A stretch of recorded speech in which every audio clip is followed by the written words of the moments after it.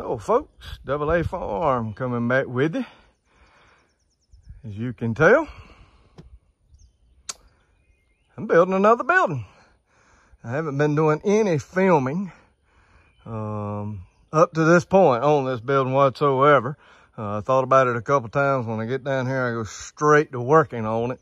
And so I haven't done any filming on it. And I really, I didn't want to do any updates every time like I did with the man cave. So I figured I'd take one at this point here. Just finished putting the roof joist on. It's just going to be a little storage building. It is, the walls are, I believe, 79 inches tall, a little over 6 foot tall, and it's about, well, it's a little over 12 feet in length. So, pretty easy. I really and truthfully, I've only put maybe 12 hours into this so far. Really and truthfully, I've put about 12 hours into it. I used smaller pallets this time.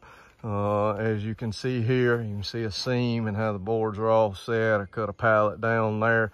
Been mainly using 4x8 pallets, and I've had some other pallets there as well that I have used. Bottom pallets are, I think, 6x8s, I believe, and hooked 2 together to do that. You can see I've done some bracing there on it as well. This side wall is 1 pallet itself up to this joint here, and it, I believe, is about 6. It's longer than 8 foot. It's probably about 10 foot long pallet there. Everything else is a 4x8 pallet cut down. Well, this one here is a little different too. It may be a 6x8 pallet, and it wasn't as tall, so I had to put a little spacing up there in the top to build it up. So rafters, I did the same way, 18-inch pitch on it for that. So like I said, just finished putting the rafters in. Got to stop. We got a storm coming up. So, but anyway, pretty simple and easy. I had to do a good bit of leveling to get this one level. It's behind my parents' house. So, but it is sturdy as it can be. It's really sturdy. It's actually sturdier at this point than my man cave was itself. So, added a 4x4 post at the bottom. Used sort of some runners on it. As you can see there, I actually broke a pallet down and used the biggest portion of that pallet there for the standing blocks on it there. So, but it is sturdy, even though it's up. I really got it braced really, really well. So it's gonna be nice. It's gonna be a really nice storage building. All the way, got I think about a 6-inch overhang on each end, just like I did on the man cave. So it's just gonna be a really nice building. But I wanted to give you a little update on another pallet building that I am building. So I'll bring you along, more to come. Well, folks, I'll give you all another little update on the storage building we're building. I got the roof on, just finished it up. So got it real nice. Gonna put the same kind of shingles on it as I put on mine. When I went and bought the shingles, bad bum if I didn't buy architectural shingles. So the ones I got for my building were 3-tab, whereas these are architectural. So it worked out. It's fine. Looks good. No problem whatsoever. Took almost 5 bundles of shingles for this roof. So I got I think about 8 inches, 8 or 10 inch overhang on the ends. So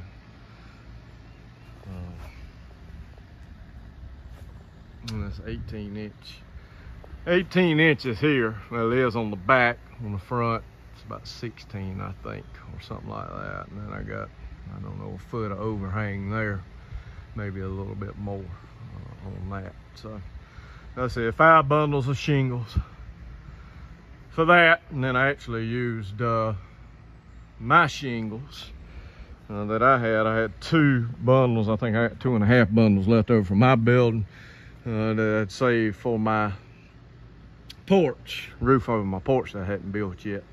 And so I used a portion of one of my bundles to do the ridge vent on top, put all those on top with it. So anyway, I got it finished, the biggest portion now. I got materials to do the walls and all now, so that'll be the next task, doing the walls. Won't take much, and again, ain't but a 6-inch or 6-foot wall. I measured it out a while ago. I'll do 80 inches worth down, cover up a good portion of the flashing around the bottom. I don't know in the last video if I had already done the flashing or not, but I don't think I had.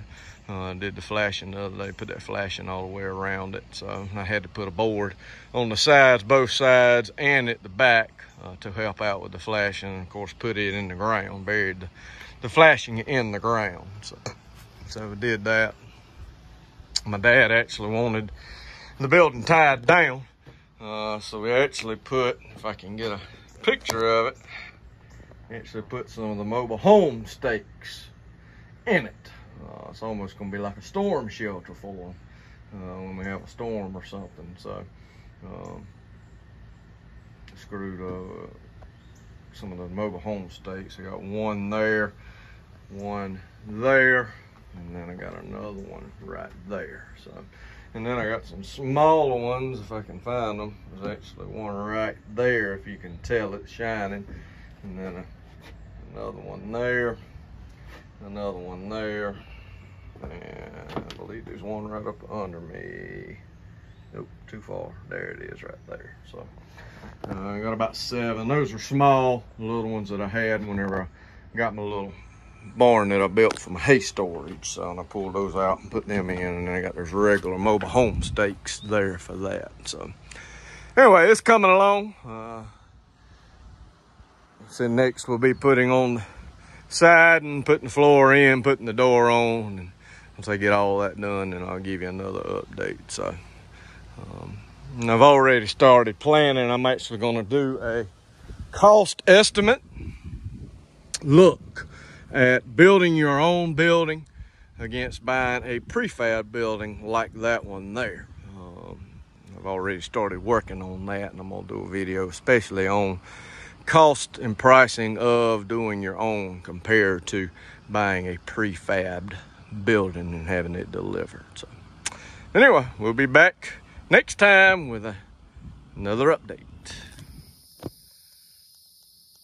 Well, folks, I have done a horrible job keeping y'all up to date on this build here, because the last time that y'all saw this in the video, it was pretty much a stick building with the pallets and the roof on. I had to go back and look, and you can see here it is actually finished, other than painting aspects.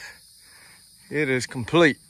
Trim's on. I've only got a couple pieces of trim left to do on the underside here, on both sides, and that is it. I mean, it is finished. I just was slack and didn't do updates on it like I should have, but it's finished.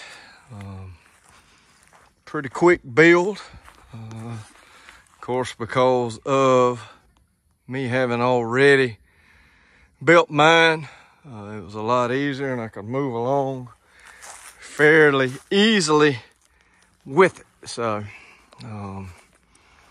not a whole lot of issues and things to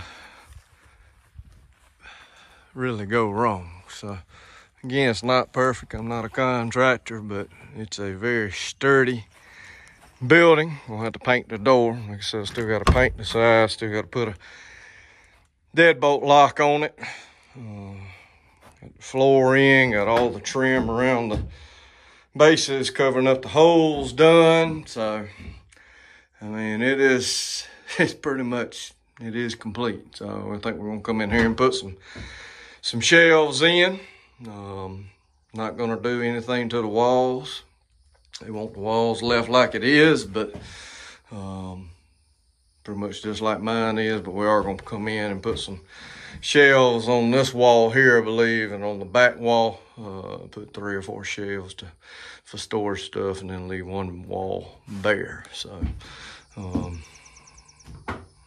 again, sorry I haven't really done a whole lot of videoing with this building, just a few updates here and there. So, I plan on painting tomorrow. This is actually July the 18th. And I started this 1st of June, I think. I'd have to go back in the video to look and see whenever I even started that. And I'll put an exact date maybe tomorrow once I paint it. So I'll give you a complete look at it. But it is July the 18th. It's taking me over a month. But I've had trips and work and other things to do. So, but anyway, I said I'll probably come back, plan on painting tomorrow. I'll come back tomorrow with a finished look at the finished product with the paint on it and close out the video. All right, folks, another building complete. Got it stained up, locked up, stain even held. That is a metal door. I used Thompson's water seal on it. I'll show you that in a minute. And the stain adhered to the metal door. So, and I'm gonna show you a secret weapon. If you got any staining or painting to do, I'm gonna show that to you here in a second. This thing is stained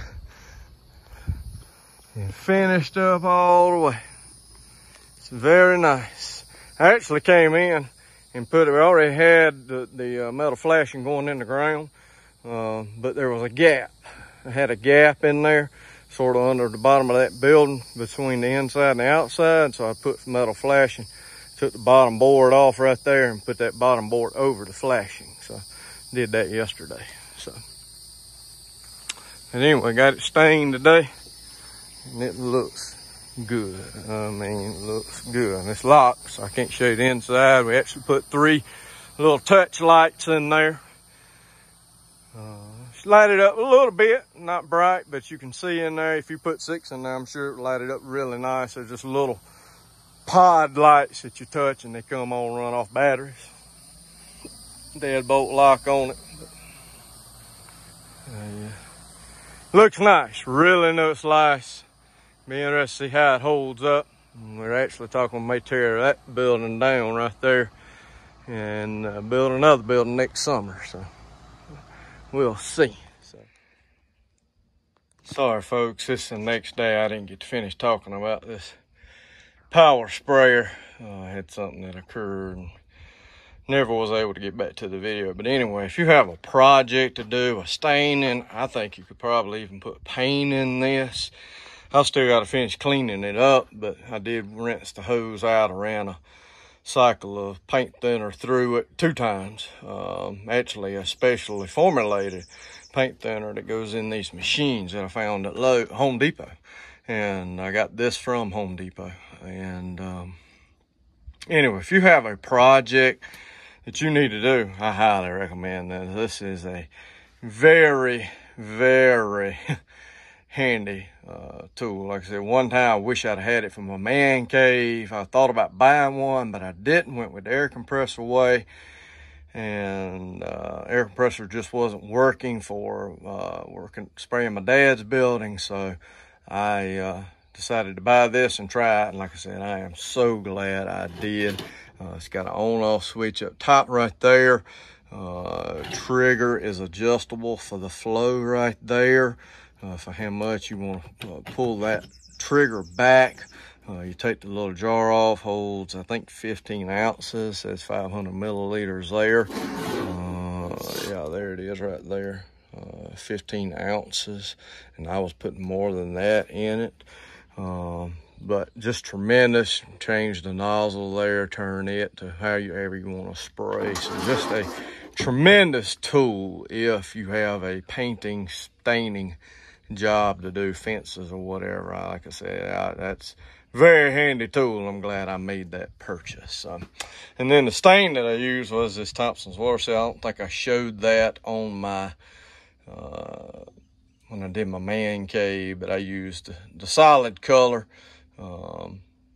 there for doing that. Like I said, that door that I painted on my dad's building is a steel or metal door, and it painted right on it, so with no problems, and stuck to it. So very pleased with that. Like I said, two good products. But anyway, thank y'all for watching. Another pallet building successfully completed. Just got to do some interior stuff to it. Again, hope you enjoyed the video. I'm going to do a follow-up video sort of comparing buildings and prices and material list and some things like that. So be looking out for that. Like I said, that'll be a follow-up video to come at some point here in the next month or so. So thank all of you for watching. Please like, subscribe, comment, give us a thumbs up. God bless each and every one of you. We'll see you in the next one.